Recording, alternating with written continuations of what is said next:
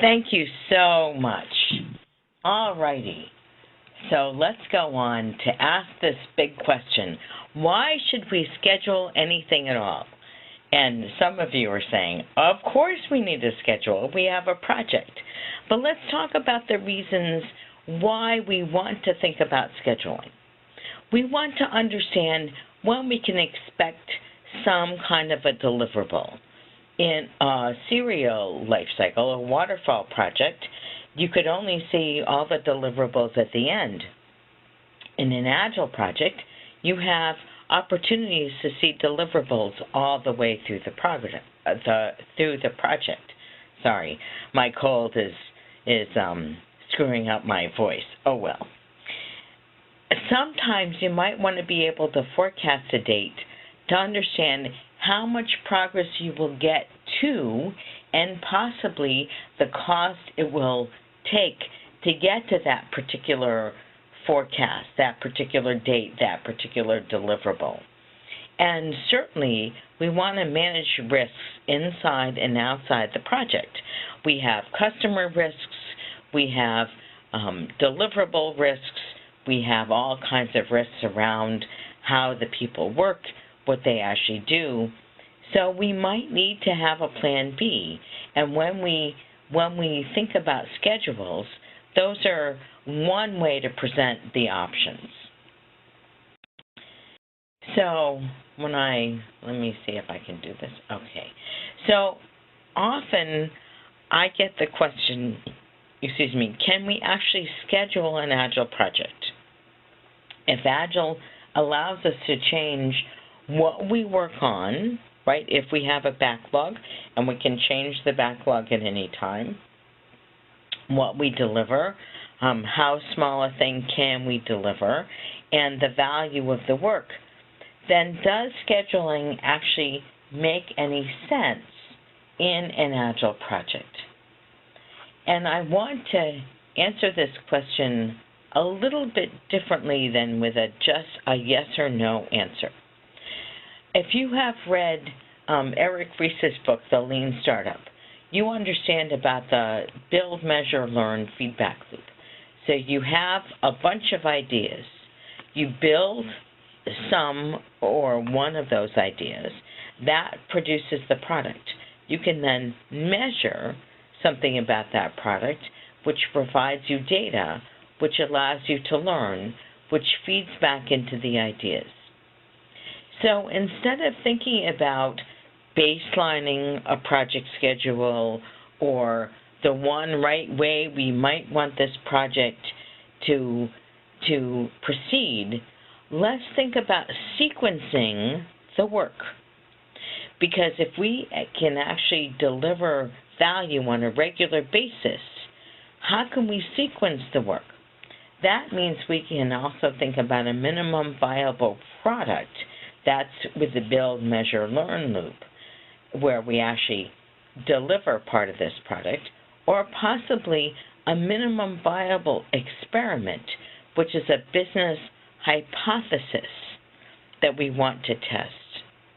That leads us to think about, at least it leads me to think about, rolling wave deliverable-based planning. Now, I am sure that all of you have thought about rolling wave deliverable-based planning before. Rolling wave says, I'm going to plan for some amount of time, and I have often used not more than 4 weeks at a time. And as we finish the first week, we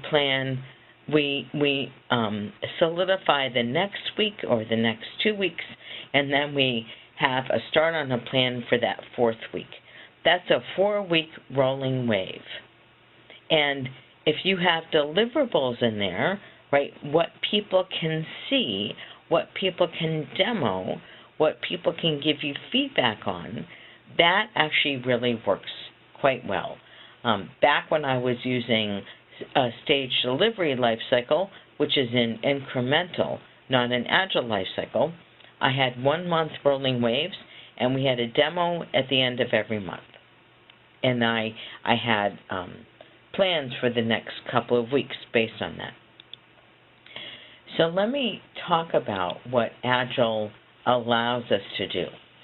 We have ideas swirling around in the organization, and that responsible person, often called a product owner, takes those ideas and creates a ranked backlog for a cross-functional team. That team produces shippable product, this thing that I'm calling value, on a regular basis. And you'll notice that some of these things are very small, and they keep building on each other. And they build, and they build, and they build. At some point, the team does a demonstration and a retrospective. Now, if you're like me, you like one-day stories where people actually deliver, right? This team as a whole delivers finished product in one day. And you might be saying, how is this even possible?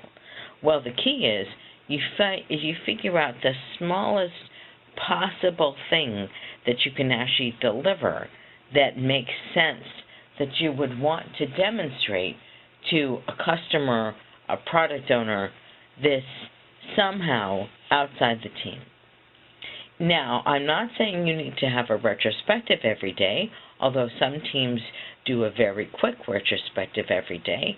It might make sense to have a retrospective every week or every 2 weeks. But you'll notice that I'm kind of agnostic about the idea of, are we working in iterations or are we working in flow? I don't actually care, as long as we have a ranked backlog that has some number of stories, not too many, and the team can produce value on a regular basis, this shippable product. That means that Agile can enable this build, measure, learn loop. So we have to break these ideas down into these very small chunks of value. If I go backwards, you can see this ranked backlog. These are skinny, skinny lines. That allows us to produce chunks of value that are very small. Now we build one small chunk, we create this minimum product, we measure the effects with data, and then we learn. And that allows us, I'm going to go back one more time, sorry, that allows us to change the ranked backlog. Now those of you who are working in iteration-based Agile, such as Scrum, know that you have a ranked backlog for an iteration. I am not suggesting that you change the ranked backlog for the iteration that you are in. I am suggesting that you have a ranked backlog for the iteration that you're in, and then a possible backlog that you have already started to plan a little bit and that you refine as you proceed. If you can imagine finishing a story every day, that allows the product owner to create a ranked backlog for the next iteration as you proceed through this iteration. So you always have a rolling wave of one iteration's worth of work. If you're working in flow, you might have a WIP limit, a work in progress limit on what the ranked backlog is, and the team always takes the first item off the backlog.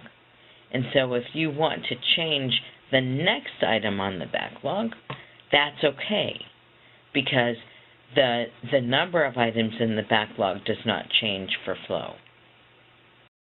Okay.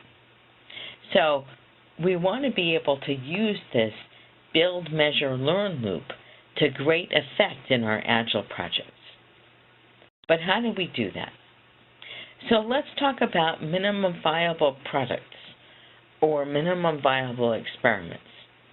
I once worked with a guy who said, when we do an MVP, we just go through the GUI and the app layer and the middleware and into the platform.